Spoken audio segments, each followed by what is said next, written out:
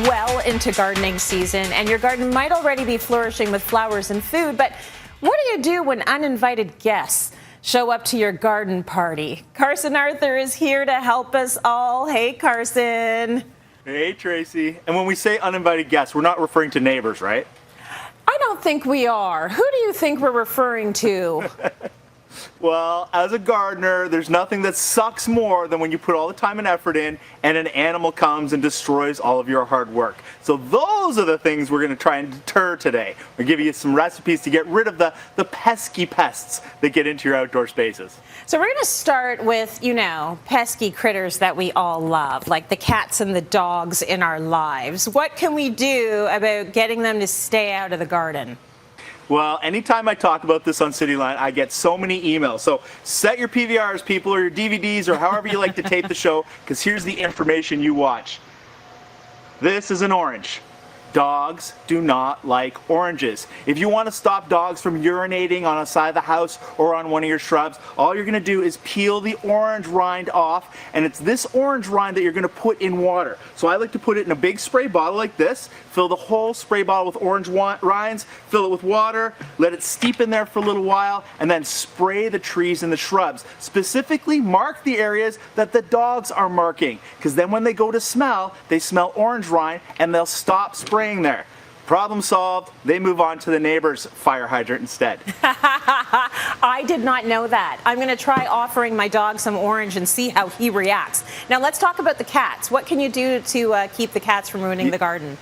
So the bigger issue with the cats is the cats like to use the garden as a litter box, and that's what we're trying to avoid. So cats don't like the smell of warm spices. Things like cinnamon, simple powdered cinnamon. You can shake it onto the plants and the areas that the cats are going and it will stop them. The challenge with powdered cinnamon though is it will wash off with a rainfall. So instead of powdered cinnamon, go with cinnamon sticks. Now you can take several cinnamon sticks like this, push them down into the ground so there's only about an inch exposed.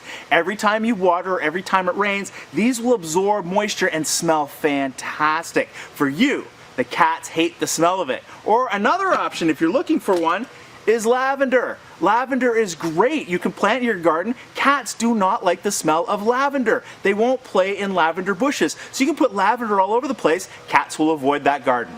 See, I did not know that about cinnamon, but I did know that cats didn't like bananas. So I thought you were going to say banana peels, which just looks really ugly in a garden. So I like your solutions much better. Now, talk to me about Alvin, Simon, and Theodore. What happens if they stop by? Yeah, they're a little bit of a problem. Chipmunks, squirrels, even rabbits fall into that category. Now I'm going to show you something that you don't want to do. And this is a common recipe that you see online all the time, but you need to avoid it. This is hot pepper, even hot pepper flakes. We're going to avoid these items because they cause a lot of problems for rodents. They actually can burn their eyes. Even this stuff in birdseed causes a lot of issues. So let's skip that. Instead, there's a few simple things you can do. One of them is plant pepper plants. It works the same way. Plant them around the outside of your garden. When the rodents smell these, it doesn't hurt them, but they're like, not something I want to eat. Another thing that's really good, that works really well, used kitty litter. Now, there's no feces in here. We're not talking about, the bad stuff from the cats, but the smell of cat on the litter stops the squirrels. They don't like it. They think, oh no, a hunter is nearby. I'm going to avoid that. And in the same principle, we actually have some store-bought products that work kind of the same. This one is a great one. It's a Canadian product called Bobex.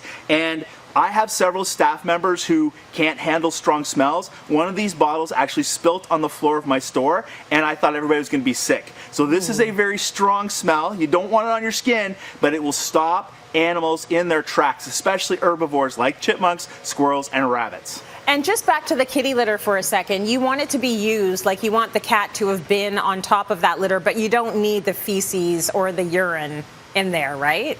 Exactly. It's just the smell of the cat. So often after you've scooped the litter box, before you throw the litter out into the garbage, use that litter around your plants. It's even better if it's corn cob litter, because the corn cob naturally decomposes and it's a fertilizer for your plants at the same time while it protects them.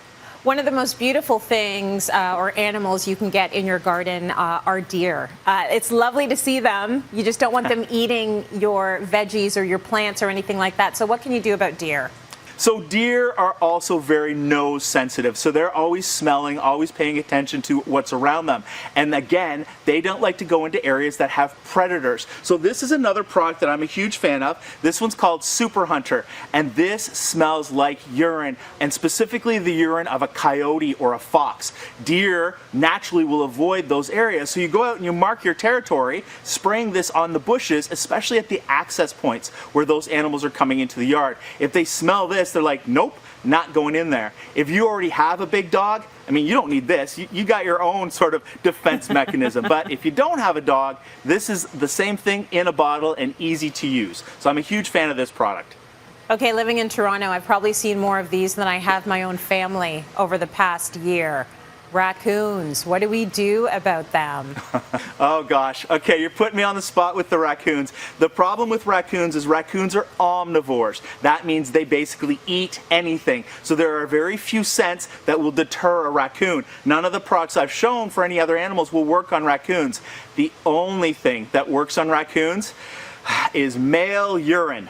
Human urine. So you have to go out and mark your territory. I know, it sounds terrible. Don't let your neighbors catch you doing it, but that's what you're going to do. You're going to mark your territory saying, this is my spot, go somewhere else, raccoons. It actually works. It's a great deterrent, and it tells them, move on to the next location. This one's spoken for. Are you telling me that finally my boys have an excuse to actually pee outside? This whole segment has just been about pee. I mean, you should have just started it by saying, pee, everyone. Go buy pee, use your own pee. Your pee will keep the animals away. I'm not telling my husband or my son this. Well, I mean, pee, I mean, it's the cheapest product you're going to get. Use it wherever you can. I mean, it's great, right? Okay, thank you, Carson. The theme of that segment was pee.